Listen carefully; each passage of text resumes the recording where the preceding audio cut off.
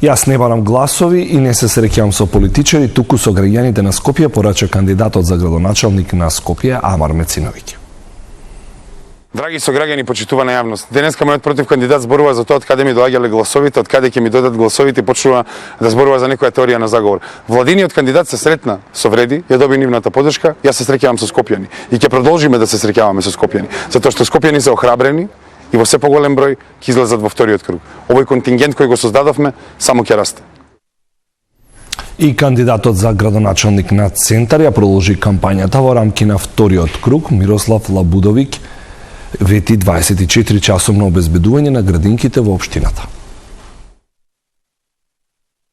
Јас се обврзувам дека во секој училиште и во секоја градинка на територијата на општина Центар ќе обезбедиме 24-часовно физичко обезбедување. Безбедноста на децата е наш највисок приоритет и ќе преземеме низа мерки за секое дете да биде безбедно и во училиштата, и во училишниот двор, и на патот до дома.